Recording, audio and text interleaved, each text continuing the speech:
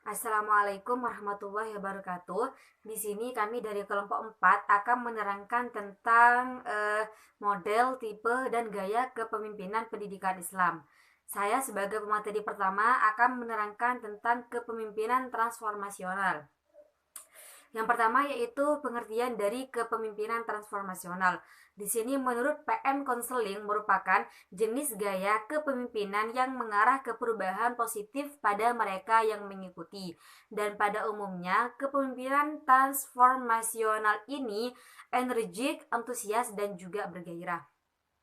Yang kedua yaitu sejarah kepemimpinan transformasional.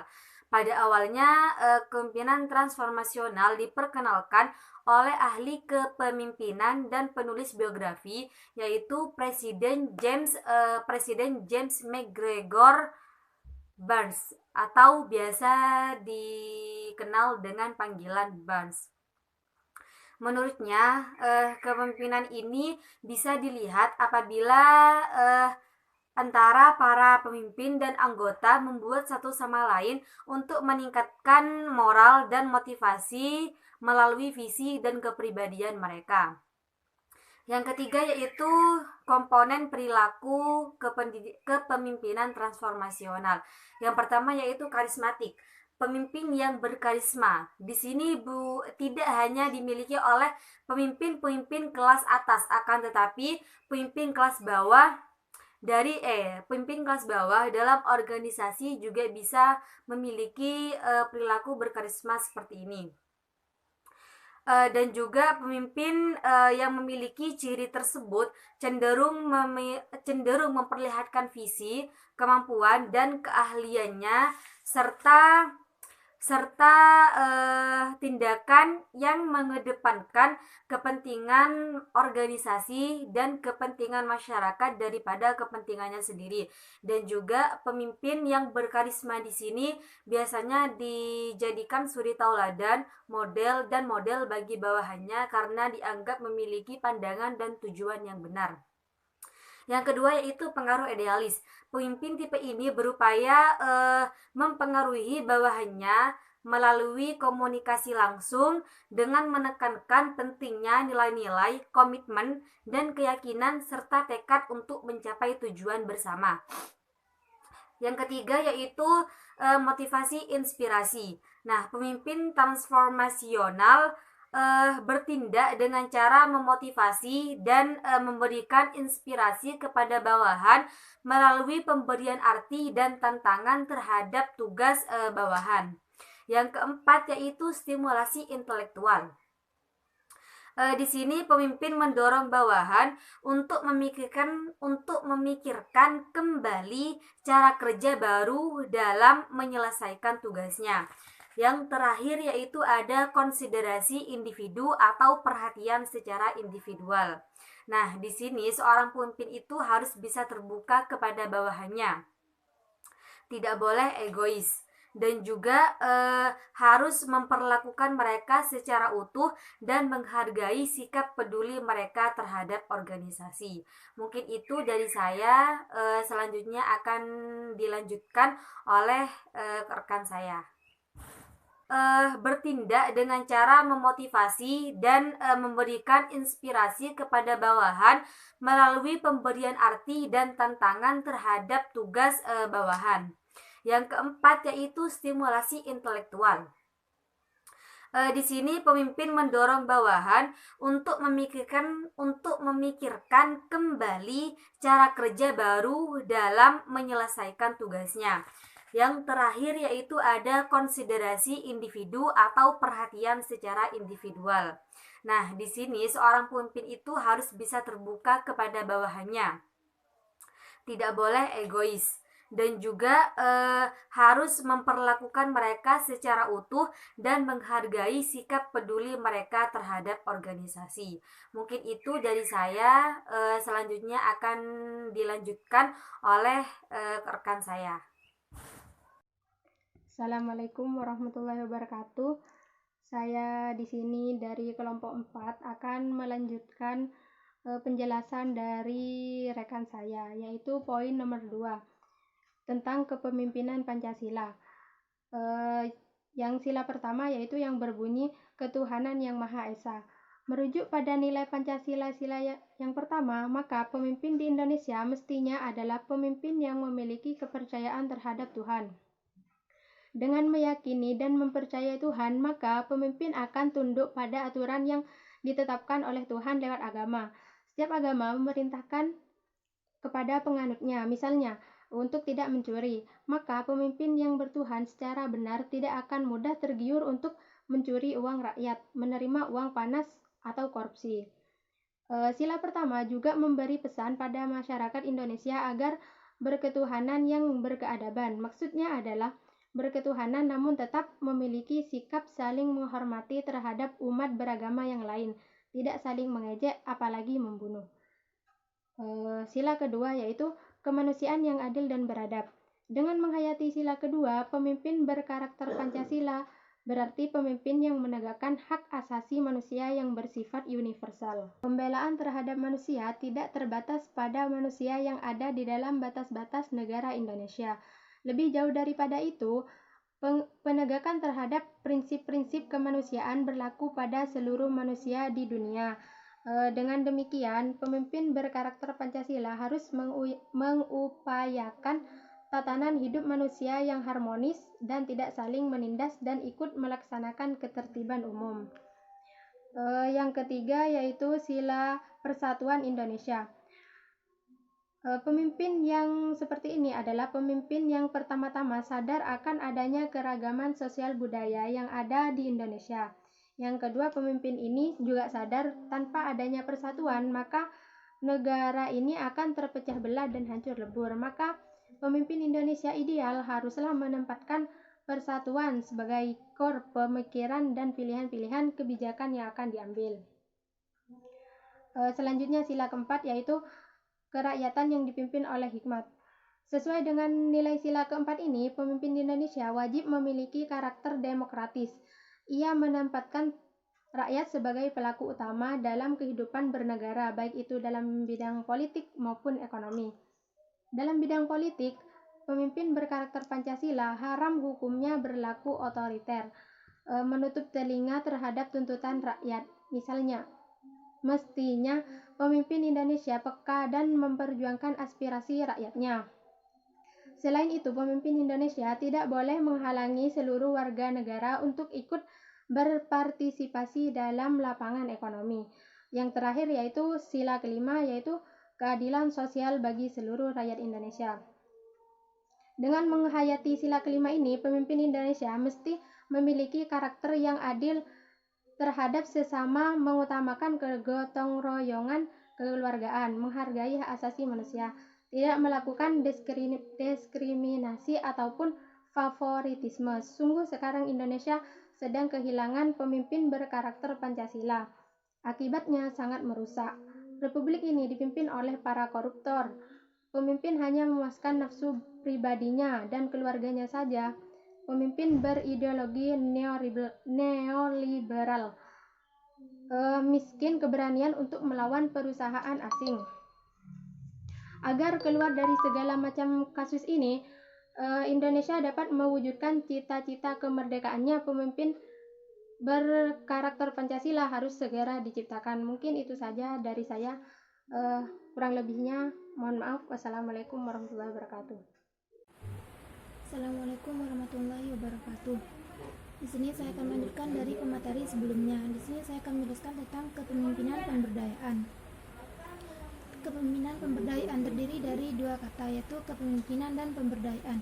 Kepemimpinan di sini yaitu merupakan suatu proses mempengaruhi orang lain untuk mencapai tujuan yang diinginkan.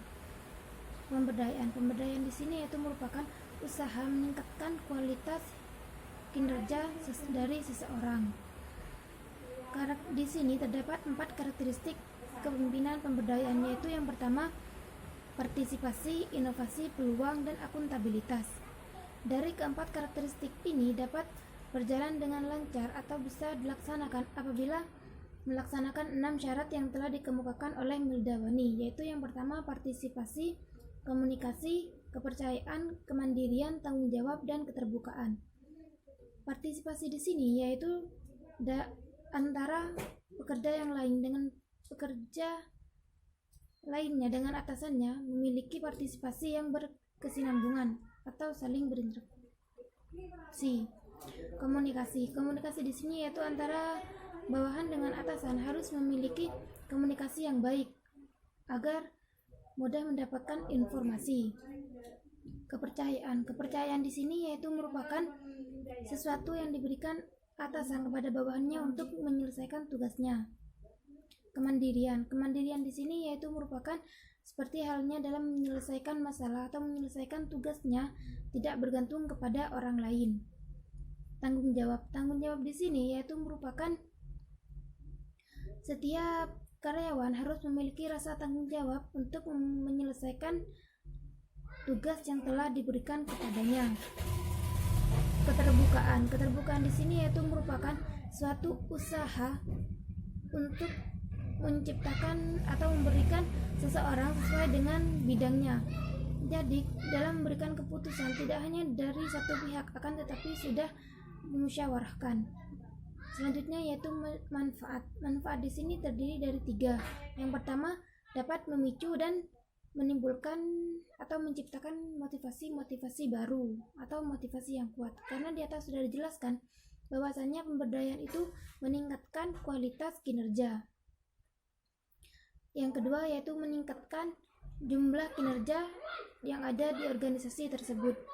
Karena jika sudah menciptakan motivasi baru, maka disitu akan meningkatkan suatu kinerja dari pekerja atau karyawan. Selanjutnya yaitu pemimpin. Yang ketiga itu pemimpin dapat memperoleh tambahan kemampuan. Jadi di sini ketika sudah memiliki motivasi baru dengan adanya peningkatan kualitas kinerja, maka pemimpin akan memperoleh tambahan kemampuan dari bawahannya. Mungkin sekian penjelasan dari saya, kurang lebihnya mohon maaf. Saya kembalikan kepada moderator. Bismillahirrahmanirrahim. Assalamualaikum warahmatullahi wabarakatuh. Di sini saya selaku dari kelompok 4 akan menjelaskan tentang kepemimpinan visioner. Sebelum kita melaju ke pengertian kepemimpinan visioner, saya di sini sedikit akan menjelaskan tentang kepemimpinan dan visioner sendiri. Kepemimpinan itu adalah, menurut Robin, adalah kemampuan mempengaruhi kelompok ke arah pencapaian tujuan suatu organisasi.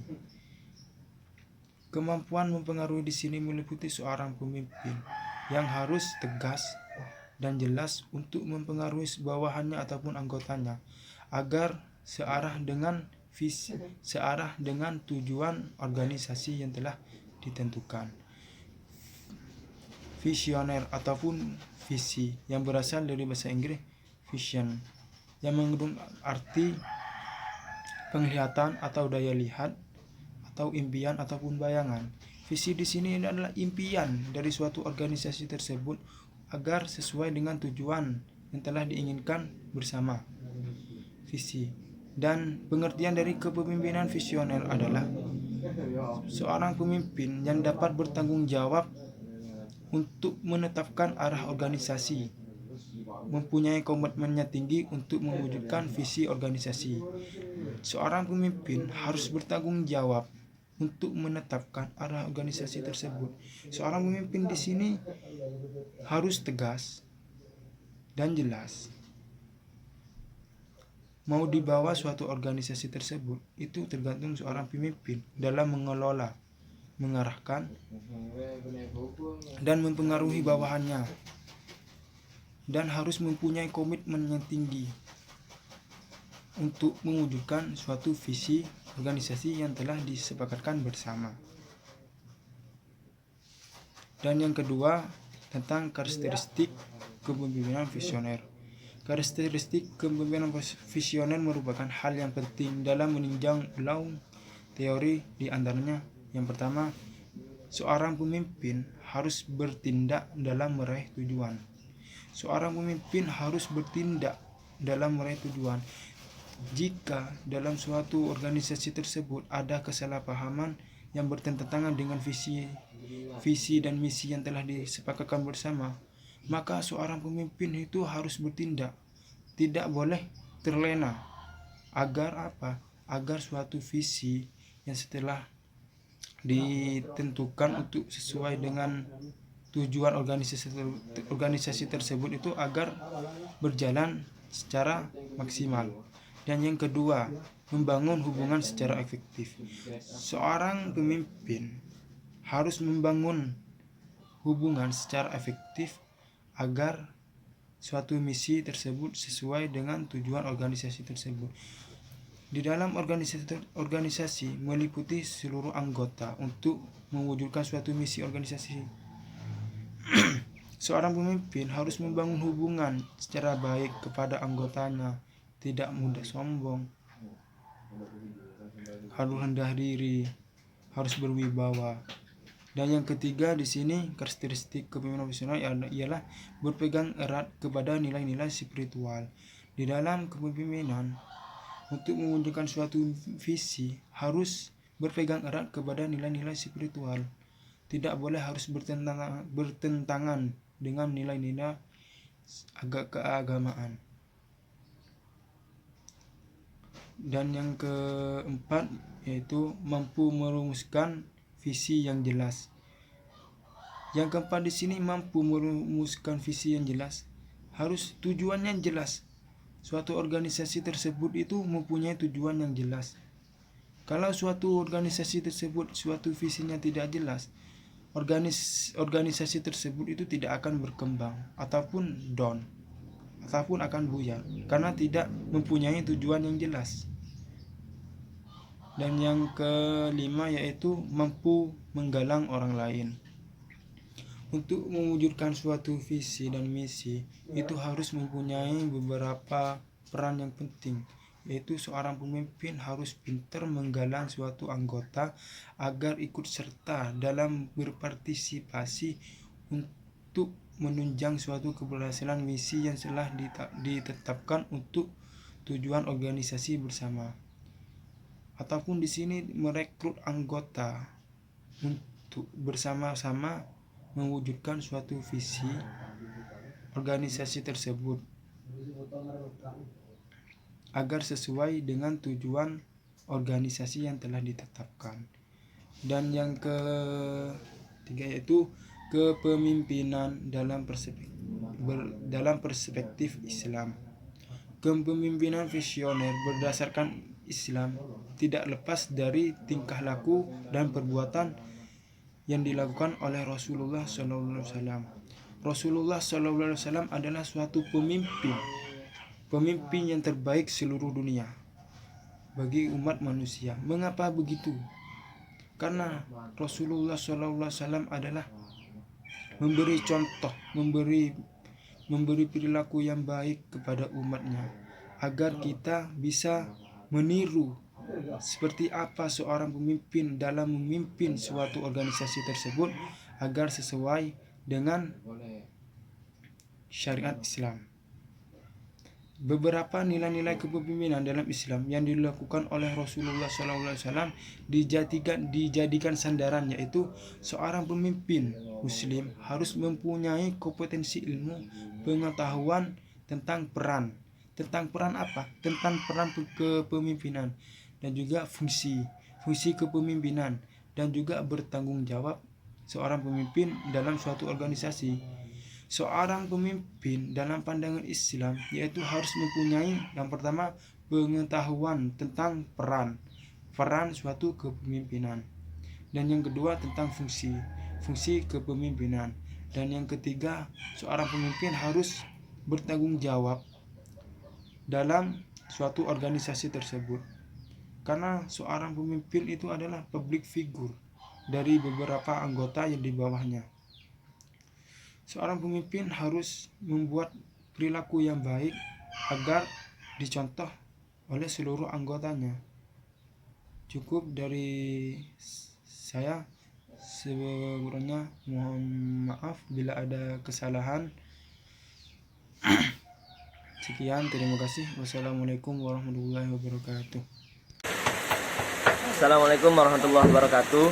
Nama saya Ahmad Syahbana dari MPI C3.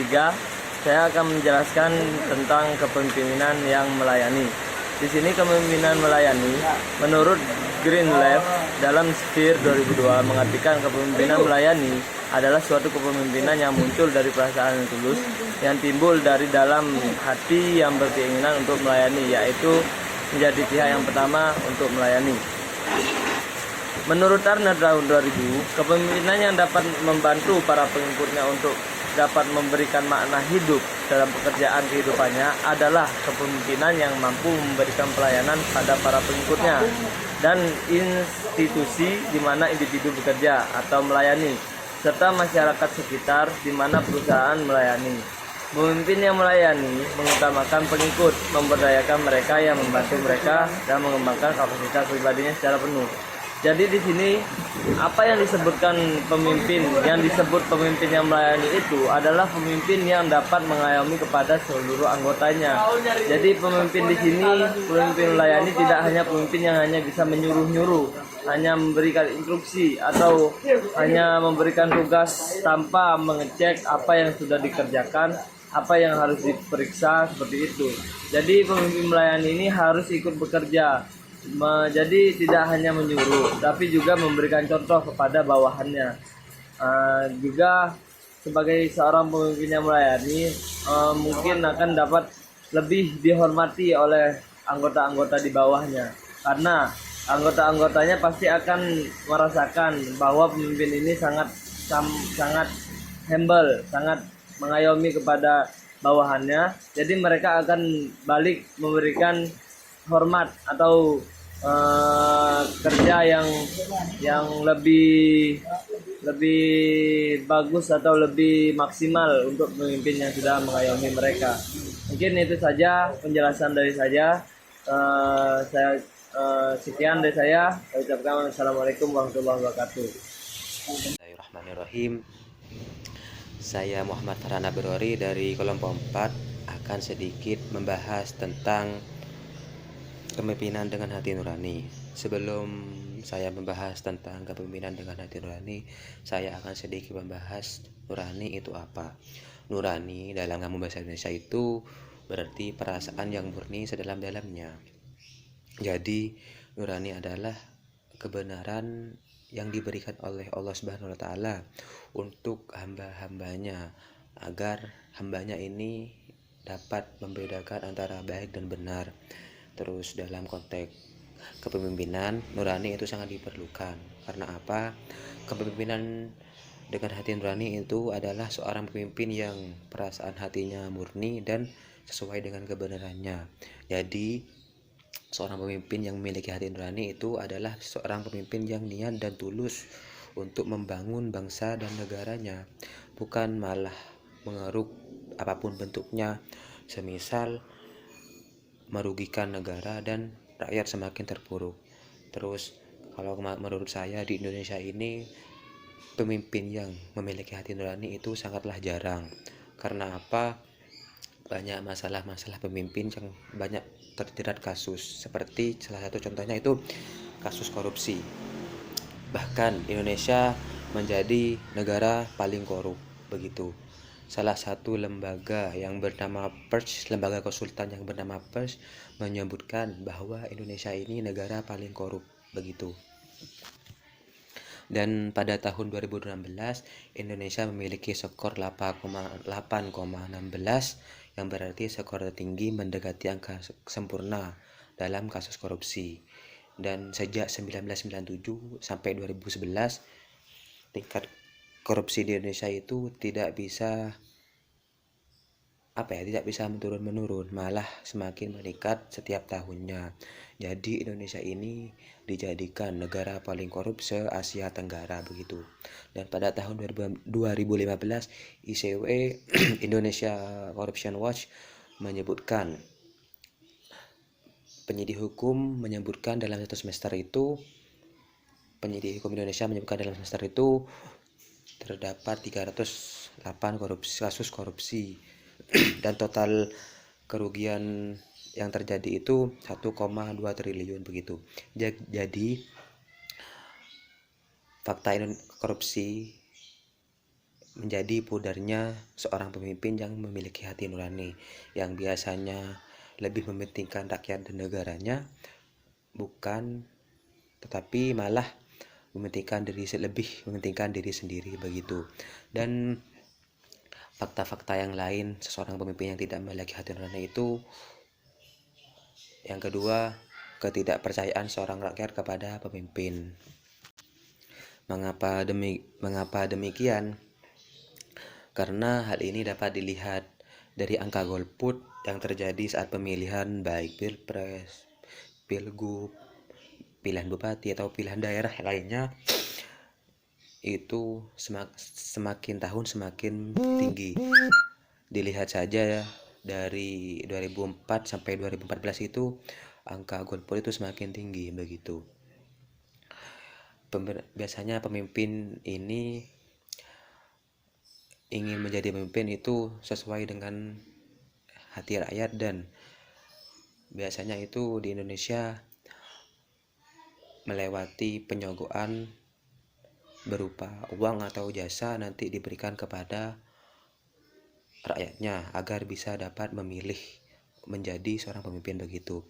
Dan ketidakpercayaan masyarakat atau rakyat kepada pemimpinnya itu dilihat dari pemimpin kurang harmonis dengan rakyatnya begitu. Karena apa? Biasanya pemimpin ini oleh rakyatnya itu menjadi suri tauladan agar bisa ditiru sehari-harinya, dan rakyat biasanya itu membangga-banggakan seorang pemimpinnya. Biasanya, pemimpinnya aku gitu, gini gitu. Itu kan biasanya seorang pemimpin yang memiliki hati nurani. Karena apa? Itu ya dari penjelasan yang di depan itu, pemimpin yang niat tulus untuk membangun bangsa dan negaranya. Tetapi yang terjadi pada Indonesia ini malah pemimpin dihujat dan dicela karena ya begitu, pemilihannya tidak sesuai dengan benar. Ada garis-garis penyogokan lah begitu. Terus, dan hal ini jika terus berlanjut sampai kapanpun negara Indonesia tidak akan maju. Itulah sedikit pembahasan tentang kepemimpinan dengan hati nurani dan kepemimpinan tidak memiliki hati nurani di negeri ini. Bila ada salah mohon maaf. Ihdinas siratal mustaqim. Assalamualaikum warahmatullahi wabarakatuh.